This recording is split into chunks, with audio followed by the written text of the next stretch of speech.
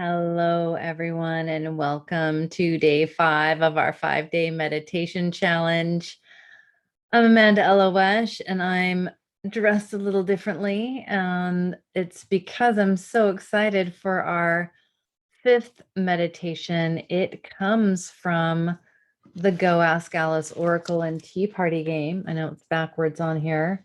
Go Ask Alice Oracle and Tea Party game, which is an oracle that I wrote over 10 years ago based on the wisdom the wisdom that's in Alice in Wonderland, Alice's Adventures in Wonderland. It's all the different characters and symbols and circumstances all have special archetypal meaning that I got to channel and put into this book.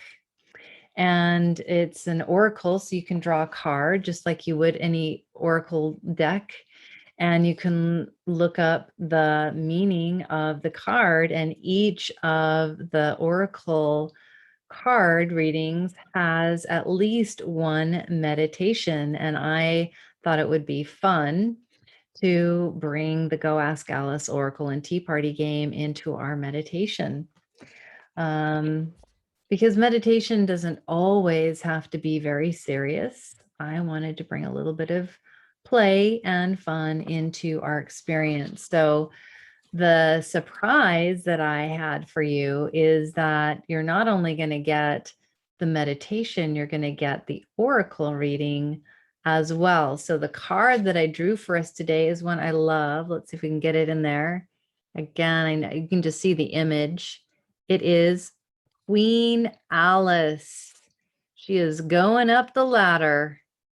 Doesn't even wear a crown. She is busy moving on up the ladder. Queen Alice. So I am going to read the oracle first, and then I'm going to drop us into the meditation. So Queen Alice, the quote from Alice in Wonderland is, "To be a queen, how grand it sounds."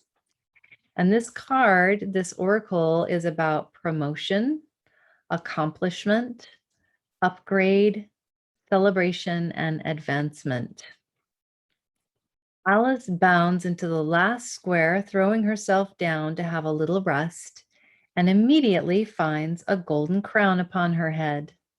She does have to pass the final examination, but it's all gibberish. And before it's all worked out, the red and white queen are calling her Your Majesty. As the other queens nap, Alice takes a little walk, only to find a doorway labeled Queen Alice. Inside, Alice finds a feast and guests all celebrating Alice's new advancement. It's as if they were just waiting for her to show up. It's as if all of this had been the plan from the start, becoming a queen, that is. Even though Alice is surprised at her sudden rise to royalty, I never expected I should become a queen so soon. It's important to recognize all that she's been through to get here. First of all, she took that first courageous leap down the rabbit hole to begin with. She did a great deal of growing and shrinking as well, and had all sorts of encounters that, though they may have been disconcerting and disorienting, she came through no worse for the wear. She held her own with the bloodthirsty Queen of Hearts, engaged quite charmingly with a disappearing cat, swiftly escaped the dangers of the large puppy, rescued the baby pig from being butchered by the hot-tempered cook, drew the line with the Mad Hatter and his crazy entourage at the tea party, and held her own quite impressively with the multiple kings and queens with which she rendezvoused. Yes, Alice has most definitely earned this right, and it may well be that you too have earned a promotion of sorts. In a way, this royal reward has been here all along, just waiting for you to claim it. What it is exactly may be obvious, and if it is, then allow yourself to really enjoy it. Take a moment to look at all that you've gone through to get here. Remember who you were before you jumped down the rabbit hole, and recognize the regal being you are now. And that's a meditation that you can drop into. Simply looking at all of the challenges that you had to go through to get where you are now, if it is obvious what the reward is. If your upgrade is not so apparent, then take a moment to check in and find what treasures are sitting in front of you. What celebratory feast is laid out for you? And that's the meditation I want to offer you today, because I think sometimes it can be easy to not see the accomplishments that we've come to in our lives. We can just take it for granted. So I would like for you to drop in and enjoy this meditation with me again, coming into straight spine, deep breath, relaxed shoulders, relaxed body, but actively engaged in a quiet place. Allow your breath to bring you into a sense of deep calm. Ask yourself what you hold within you that is worthy of being celebrated at this time. What challenges have you survived? And what skills and wisdom have you gained as a result of your successful navigation of the madness of your wonderland?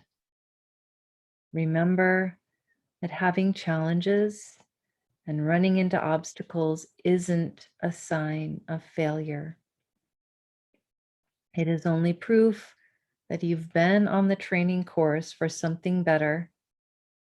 No muscle is developed, no talent fine-tuned, no wisdom gained without some sort of confrontation and work. And the more you face, the more you stand to gain. So take this moment to find the treasure that may have been hidden in all of those battles and barriers that are now behind you. Really allow yourself to revel in how far you've come. I invite you to drop in for just a moment and tune in to strength, wisdom, new perspectives that you have in your life as a result of challenges, things that you may have labeled as a failure. And remembering that it's all a training course and we're never done. So just dropping in and tuning in. What treasures are there in front of you that you may have not claimed yet? Mm.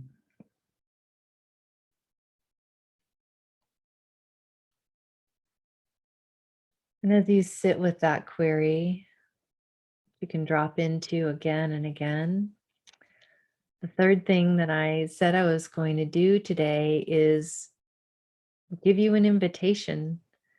So if you have enjoyed these meditations, and if you enjoy meditating, or even if you don't necessarily enjoy it, but you value it and you feel like it's something that you would like to have more of in your life, it is so much easier to have guided meditations or to have practices for meditation that are offered to you. And I have been doing guided meditation, also known as guided imagery work, for over 35 years on a clinical level, on a spiritual level, personally, and with clients all over the world, in hospital, in hospice, in all sorts of circumstances.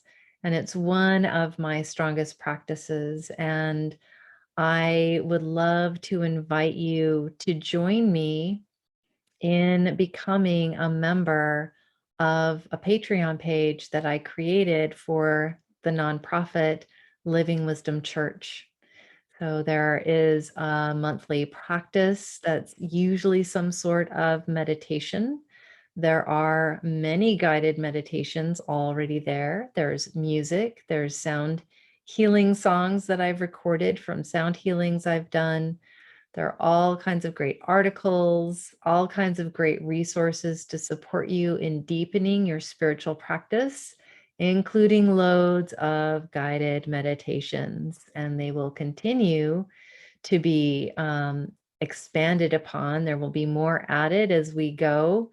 That page is being fluffed up and filled out and expanded every single month. And you can become a member for just $4.44. So we invite you to join us on that Patreon page to become a member. The value is much greater than the investment.